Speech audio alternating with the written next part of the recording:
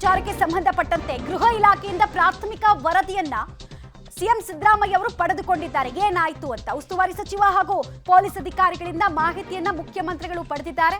ನಾಗಮಂಗಲದಲ್ಲೇ ಇದ್ದು ಪರಿಸ್ಥಿತಿಯನ್ನ ನಿಭಾಯಿಸುವಂತೆ ಸಚಿವರಿಗೆ ಸೂಚನೆಯನ್ನ ಕೂಡ ಕೊಟ್ಟಿದ್ದಾರೆ ಮುಖ್ಯಮಂತ್ರಿಗಳು. ಹಾಗೆ ಗಲಭೆಕೋರರು ಯಾರೇ ಇದ್ರೂ ಕೂಡ ಅವರ ವಿರುದ್ಧ ನಿರ್ದಾಕ್ಷಿಣ್ಯ ಕ್ರಮ ಕೈಗೊಳ್ಳಿ, ಇಂಪಾರ್ಷಿಯಲ್ ಆಗಿ ತನಿಖೆಯನ್ನ ಮಾಡಿ ಎನ್ನುವಂತಹ ಸೂಚನೆಯನ್ನ, ಕಟ್ಟುನಿಟ್ಟಿನ ಸೂಚನೆಯನ್ನ ಮುಖ್ಯಮಂತ್ರಿಗಳು ಕೊಟ್ಟಿದ್ದಾರೆ. ಬಿಕಾಸ್ ಸರ್ಕಾರಕ್ಕೆ ಆಗಿರುವಂತಹ ಬಹುದೊಡ್ಡ ಮುಜುಗರ ಇದು.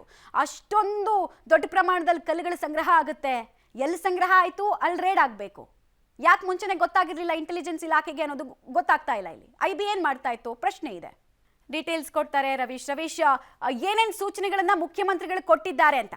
ಮಮತಾ, ಪ್ರಮುಖವಾಗಿರ್ತಕ್ಕಂಥದ್ದು ಈ ಒಂದು ಗಣಪತಿ ವಿಸರ್ಜನಾ ಕಾರ್ಯಕ್ರಮಗಳಾಗಿರ್ಬೋದು, ಮೆರವಣಿಗೆ ಆಗಿರ್ಬೋದು, ಇದೊಂದು ಸೂಕ್ಷ್ಮ ವಿಚಾರ. ಈ ವಿಚಾರದಲ್ಲಿ ಪೊಲೀಸರು ಎಲ್ಲೋ ಒಂದ್ ಕಡೆ ಎಚ್ಚೆತ್ಕೊಳ್ಬೇಕಾಗಿತ್ತು, ಮತ್ತೆ ಇದ್ರ ಬಗ್ಗೆ ಮಾಹಿತಿಯನ್ನು ಕೂಡ ಪಡೆದುಕೊಂಡು ಕ್ರಮಗಳನ್ನ ತೆಗೆದುಕೊಳ್ಬೇಕಾಗಿತ್ತು.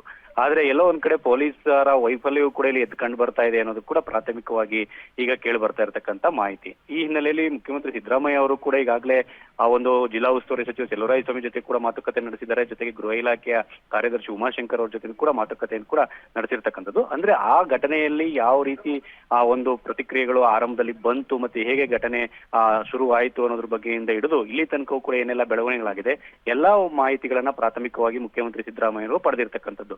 ಹಾಗಾಗಿ ನಾಗಮಂಗಲದಲ್ಲೇ ಒಂದ್ ರೀತಿಯಲ್ಲಿ ಮುಕ್ಕಾಂ ಹೂಡಿ ಅಲ್ಲಿ ಪರಿಸ್ಥಿತಿಯನ್ನು ನಿಭಾಯಿಸುವಂತೆ ಚೆಲುವರಾಯಸ್ವಾಮಿ ಅವರು ಕೂಡ ಸೂಚನೆ ಕೊಟ್ಟಿದ್ದಾರೆ.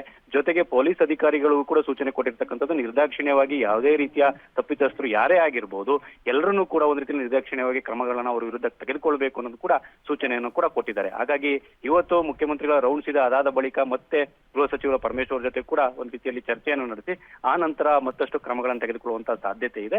ಈಗಾಗಲೇ ಗೃಹ ಇಲಾಖೆಯ ಕಾರ್ಯದರ್ಶಿ ಉಮಾಶಂಕರ್ ಅವರು ಕೂಡ ಪ್ರಾಥಮಿಕ ವರದಿಯನ್ನು ಕೂಡ ನೀಡಿದ್ದಾರೆ. ಮತ್ತೆ ಹಿರಿಯ ಪೊಲೀಸ್ ಅಧಿಕಾರಿಗಳು ಕೂಡ ಮುಖ್ಯಮಂತ್ರಿಗಳಿಗೆ ವರದಿಯನ್ನು ಕೊಟ್ಟಿರ್ತಕ್ಕಂಥದ್ದು.